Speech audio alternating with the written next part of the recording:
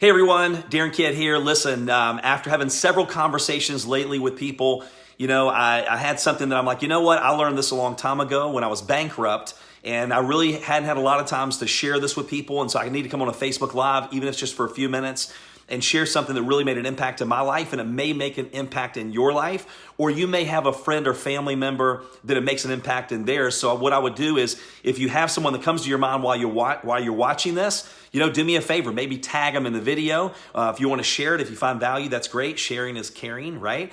But as you come on live or replay, let me know if you're watching live or on replay, and then let me know where you're watching from. It's always interesting for me to go back and see what city, state, province in Canada, what country, and that way I can communicate with you and say hi as well. But let me tell you what I learned, back 20 years ago when I was bankrupt.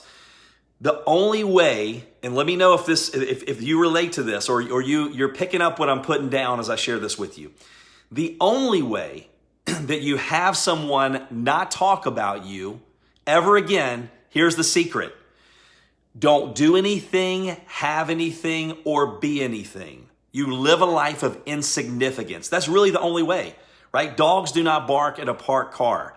Because when I was bankrupt, they talked about me.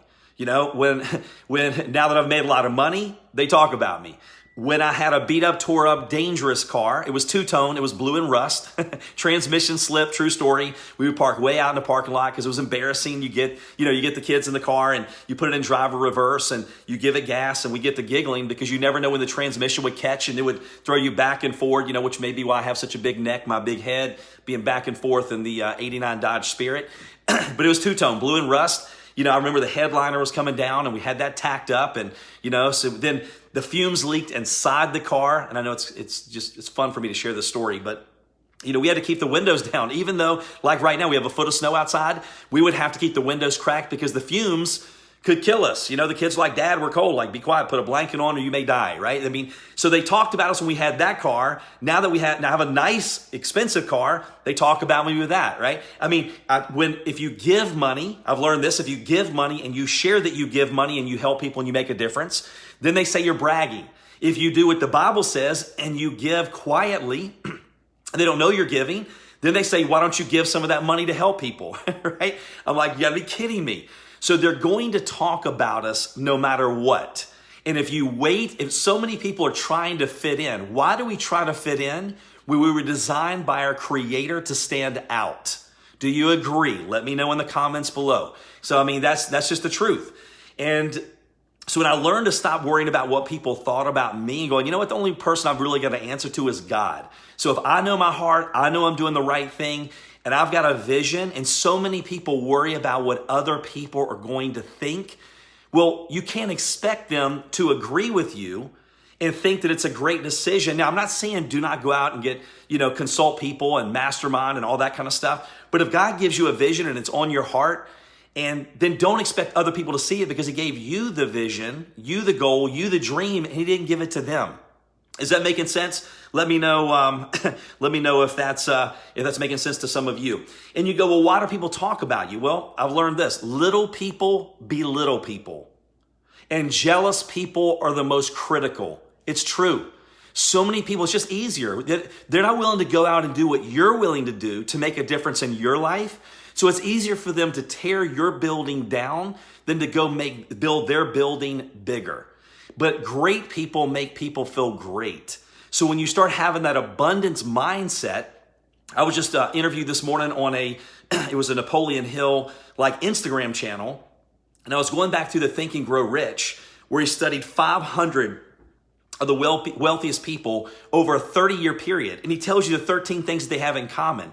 And when you listen to the stories or you read the stories, depending on if you do an audiobook or you're reading it, I was highlighting again. I'm like, man, I didn't realize how many things in this book impacted my life back 20 years ago when I was bankrupt and I had a desire to go out and change my life. But there's a lot of things that it really made a difference. So don't worry about what other people think. They're going to talk about you no matter what. Dogs don't bark at a parked car. God gave the vision to you. He didn't give it to them. Don't expect them to see it. Don't wait until you feel like you're ready. If you have a goal, you have a dream. One of the things I've always said, I heard it from, I think it was John Addison, the former CEO of Primerica, where he said, treat every day as if it's the last day of your life And one day we're going to be right. So that's my goal. I'm like, you know what? Nobody had faith in me when I was 25 years old and bankrupt and couldn't feed my kids and couldn't support my wife and couldn't make it through college and on antidepressants because I was depressed, didn't feel like I had any future. But I had that burning desire deep down inside, knowing that if I was created in God's image, and no, I'm not a preacher, and no, I'm not perfect, and whatever, but I knew that I was created in God's image. And if we're created in God's image, then He has big things designed and planned for us. And I've always had that burning desire down in my gut. You know what? I want to make a difference in people's lives. I want to go out and I want to help a lot of people. But if I would have waited for everyone to confirm and said, you know what? You can do it, I never would have done anything. And it's weird. I mean, I know there's a lot of reasons, but it's like we're in this box. Tell me if you can relate to this. It's like we're in this box. If you're getting value, do me a favor again. Hit the love button, the hearts, and tag someone if you think they need to hear this. It will encourage them. Or if you want to share, feel free to do that as well. But it's like we're in this box with their friends.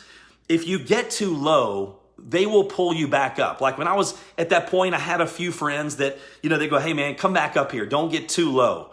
But when you start reaching outside of the box and you start thinking different than the people around you, that's why I had to change. John Maxwell says, if you can't change the people around you, you change the people around you. So when I started thinking about, man, there is a possibility we can live a better life. We can have more, we can be more, we can do more with our God-given potential. Then I had people that started trying to pull me down. Going, Darren, let me just remind you who you are, Darren kid. You are bankrupt. You could not make it through college. You barely made it through high school, right? Getting in trouble and not paying attention in class and, doing all the things that you shouldn't do.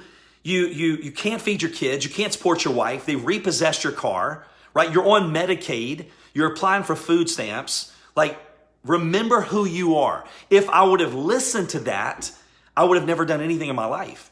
And so now that's why it inspires me and motivates me to go out and motivate other people to go, look, don't worry about everybody else. Worry about you. What do you want to do? Do you have that burning desire deep down inside going, you know what? I can have more, be more, and do more, with my God-given potential. And I believe we're designed for success, but programmed for failure, right? How many people believe we're designed for success? Just like I said, made in God's image, but we're programmed for failure.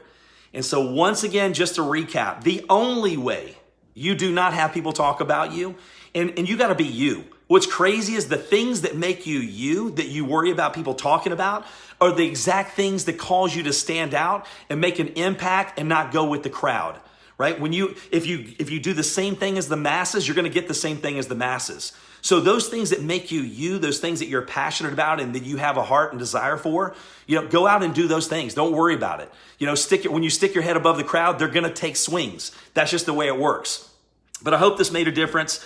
And I'm just seeing, I had a couple of notes here, making sure that, does that make sense to all of you? I know it's something simple. I didn't want to do a long live. I just wanted to motivate you because I catch myself every now and then going, you know what do other people, it doesn't matter what they think. And even now, just made some business decisions, some business changes over the last few months. And I catch myself going, well, I wonder what it doesn't matter what they think. If they're not talking about you, you're not relevant. That's the way I look at it. If they're not talking about me, I'm not relevant. I'm not shaking things up. I'm not getting things done. Now, doesn't mean, and I've also learned, here's another life lesson that I've learned, reinforced this year over and over and over again. You can't control what other people think, and you can't worry about answering critics. You know you, and I answer to God. That's the only person you really have to worry about who you answer to, God and my family. And so when you have the critics that are saying things, you only have so much energy. Don't worry about using that energy and the negativity, because no matter what you say, no matter how you try to defend yourself, it's never going to work. So spend that time focusing on what you can do, not what you can't do. Does that make sense? Other people's opinions about you are none of your business. Rachel Hollis. I love that, Alexis. Yes, I saw that the other day, and you're exactly right. So don't worry about the people that are negative. You know what? Some people just like to sit, soak, and be sour. Right? That's what they like to do. They just like to sit, soak, and be sour. And the best thing you could do is focus on what you can control, not what you can't control. You move forward. The people you care about the most, that's really the only people that you need to worry about what they think or what they're saying. And when I made that change many years ago, and I go, you know what? I'm sick and tired of being sick and tired. And I refuse to live like this the rest of my life. And sometimes it doesn't hurt bad enough. We know that. Right? I mean, there was a point in my life, it hurt bad, but not bad enough to do something. We have friends and family, you throw them the life jacket, they won't grab it. I had to be willing to participate in my own rescue. And when I was just with John Maxwell, it was interesting. He was talking about how he was recently with one of the Shark Tank, what's her name? Barbara Cochran, I think is her name. And how she came from a very challenging upbringing. I mean, a very rough childhood. And when she does business, she will not do business with anyone that feels sorry for themselves. Because if you're spending your energy and your time on how bad things are and having a pity party, then it's too hard to dig yourself out of the ditch. So that's why sometimes we just go, you know what? I'm sick and tired of being sick and tired. I'm going to go out there and make a difference. This dream, this goal, this thing that continues to nag deep down inside. Maybe there's a reason that I keep having that, and you got to go for it. And don't wait till you feel like you're ready, or you're never going to feel ready, right? That motion creates emotion. Emerson said, do the thing, have the power. Not wait for the power, go do the thing. You have to act your way into feeling. Psychologists have proven it's easier to act your way into a feeling than feel your way into acting. So you have to go out there and do the thing. So I hope this made a difference. Once again, appreciate the hearts. Appreciate you sharing or tagging people that you think may make a difference. And do me a favor, let me know, because I've got this big debate in my mind right now. Do I do lives on my business page? Do I do it on the personal page? Do I do it on the Instagram page? There's so many different platforms to be able to live stream. And so, I'm just trying to do more on the personal if I can. But hope you have an awesome day. Hope this made an impact in your life. And again, share it, tag people. And I appreciate each and every one of you and taking time to watch. Have a great day.